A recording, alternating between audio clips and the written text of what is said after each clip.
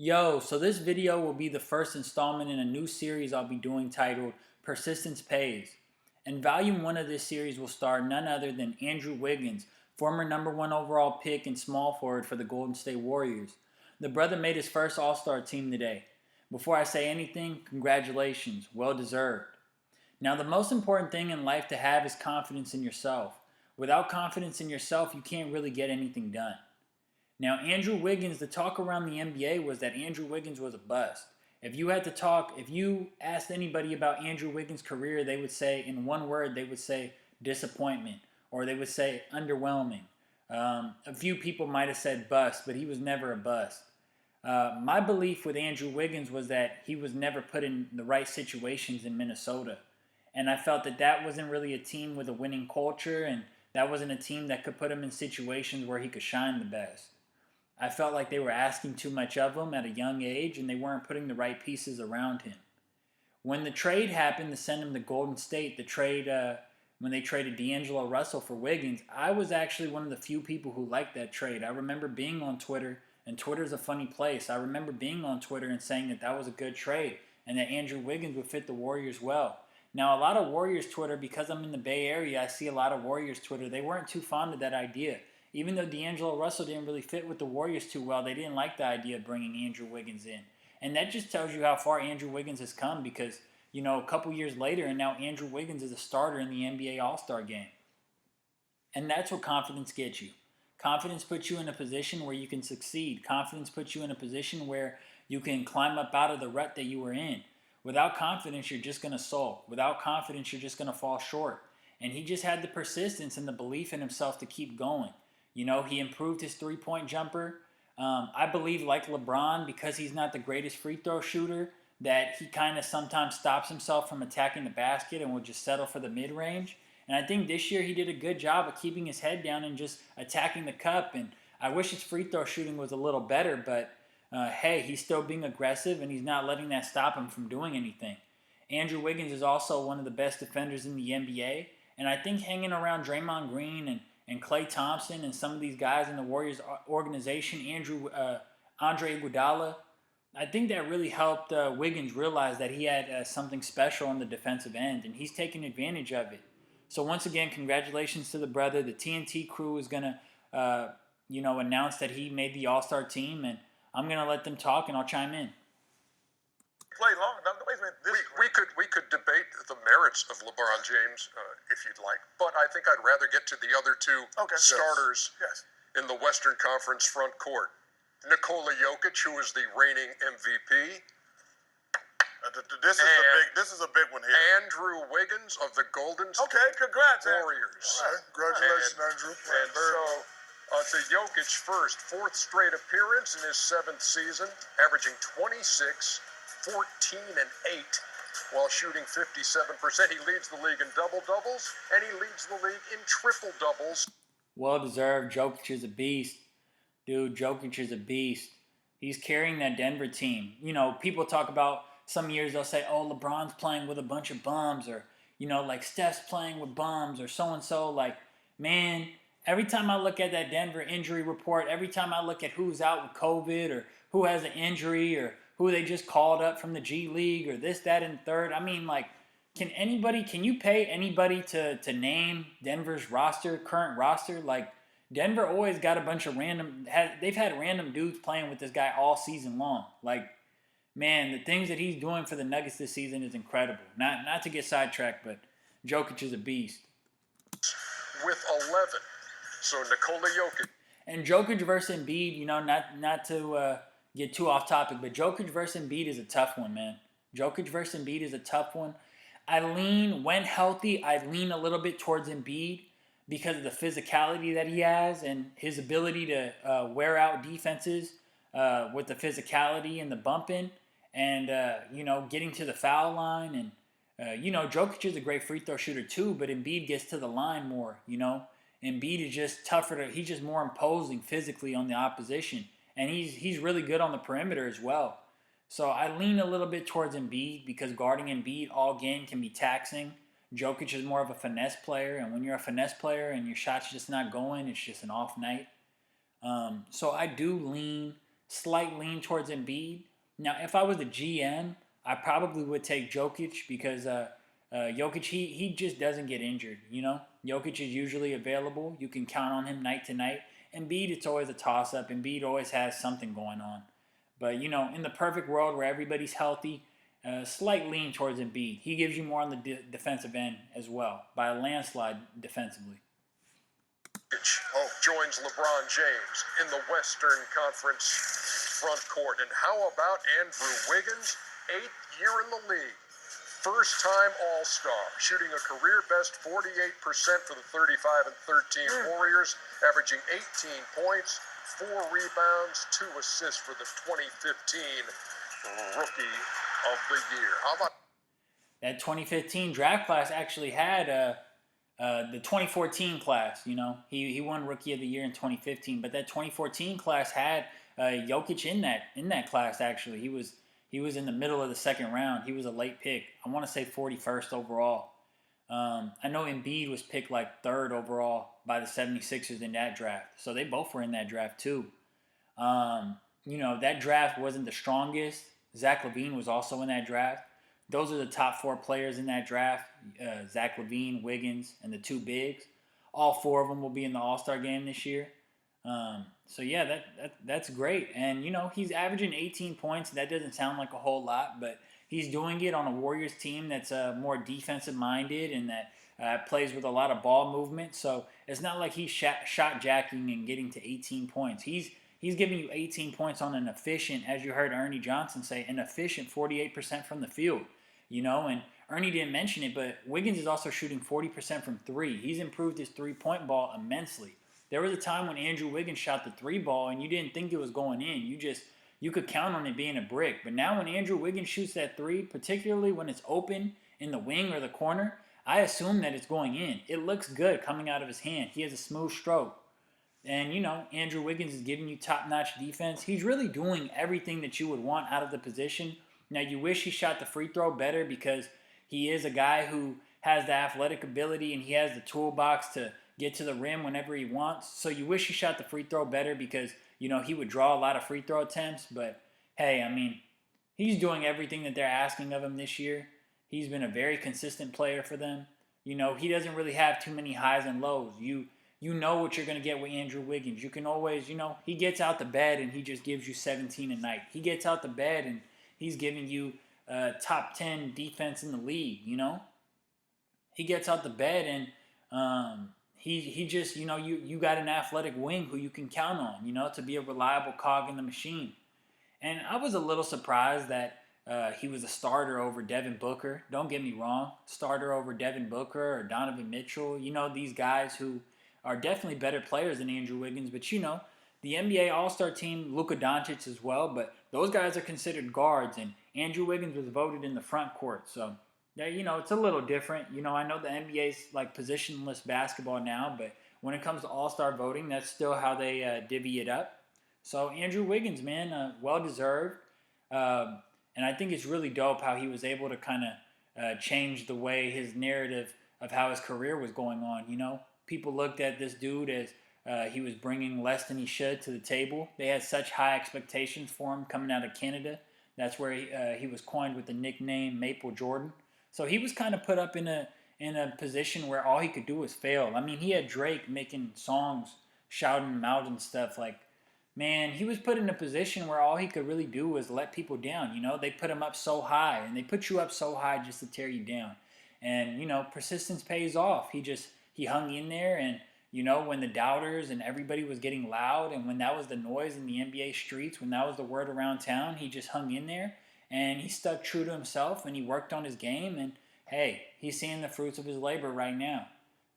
Big time, man. I'm happy for the brother. How about that, Kenny? Congratulations to Andrew Wiggins on the first-time All-Star, And not to mention the job he does defense.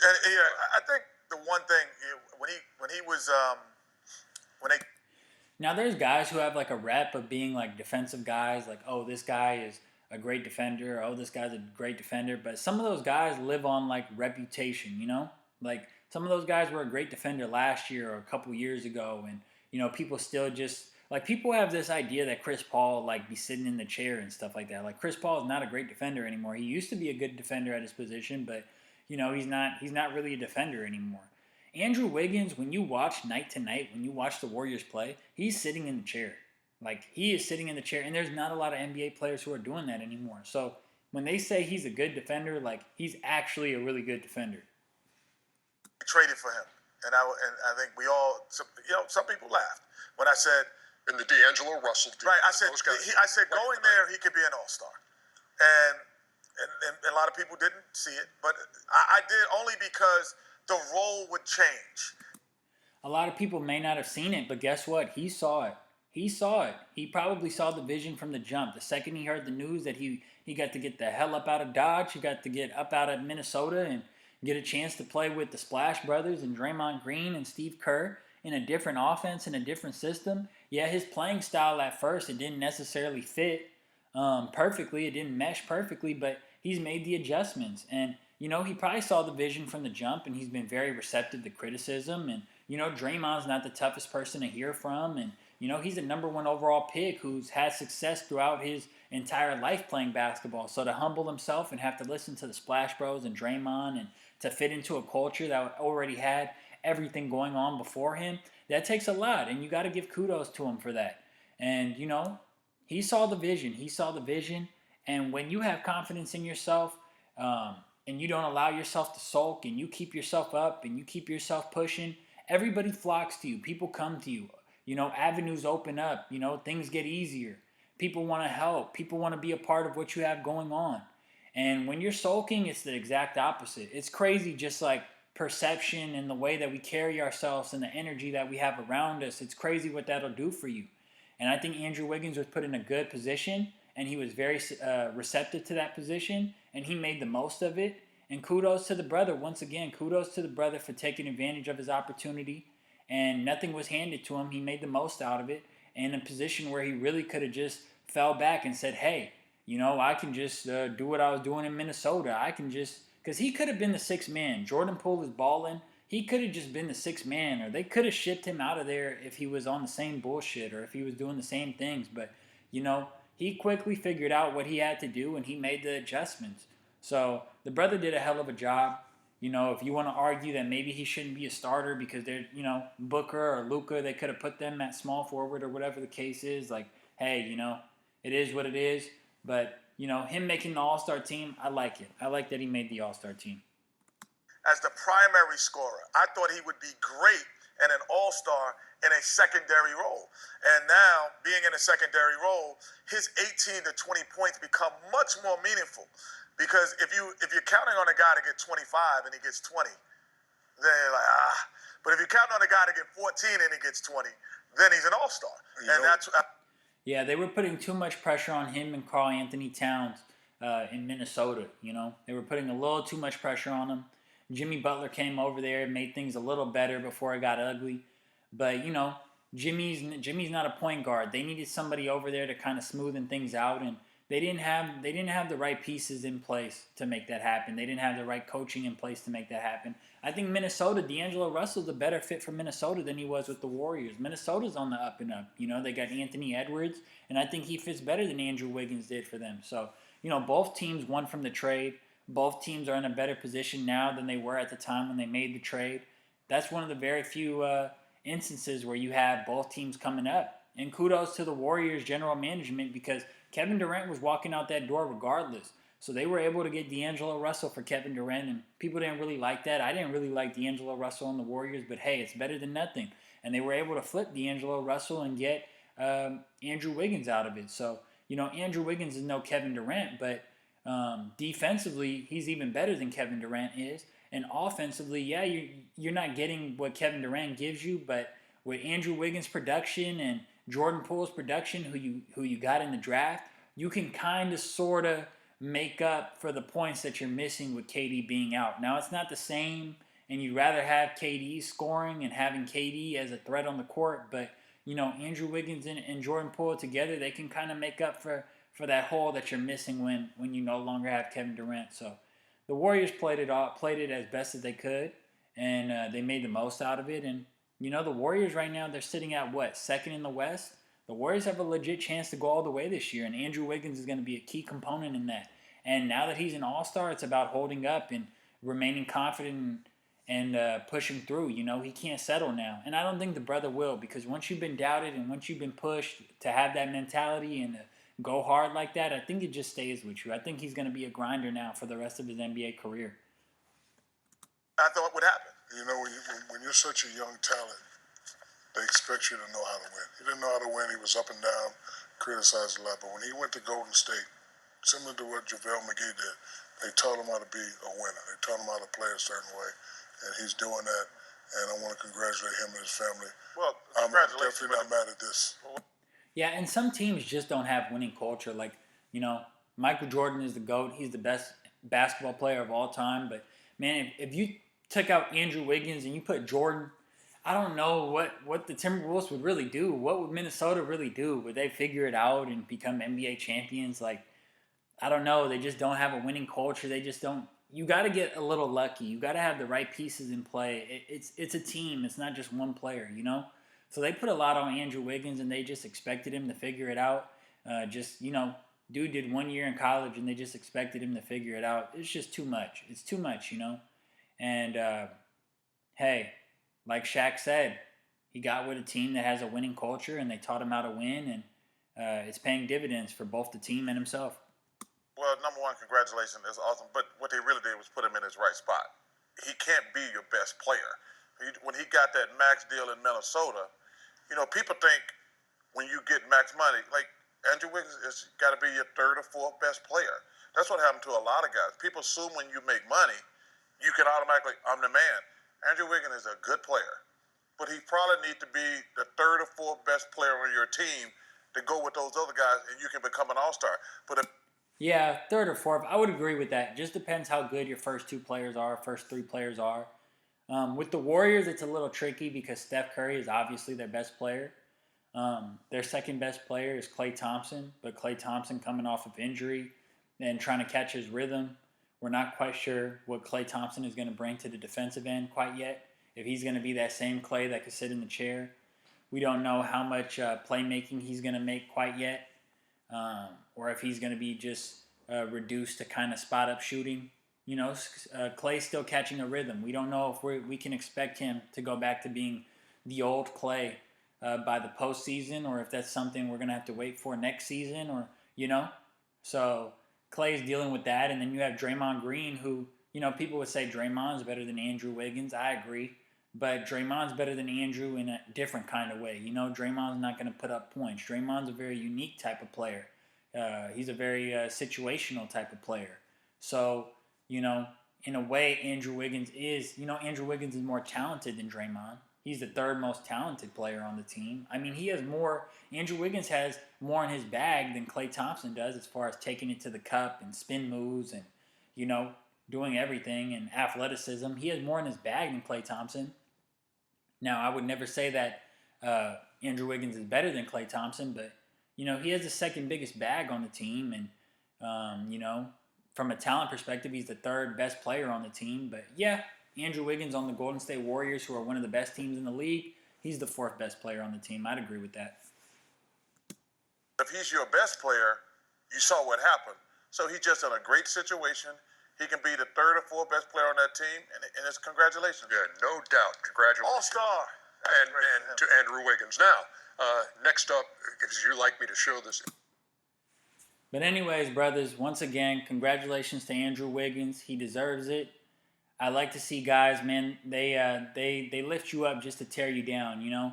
And I'm glad that the dude kept his head up and, you know, kept his mental strong and his physical strong and his spiritual strong, and he was able to tie it all in and, you know, parlay his hard work into an all-star appearance. So kudos to the brother. That's big time. Thank you guys for watching the videos. Peace.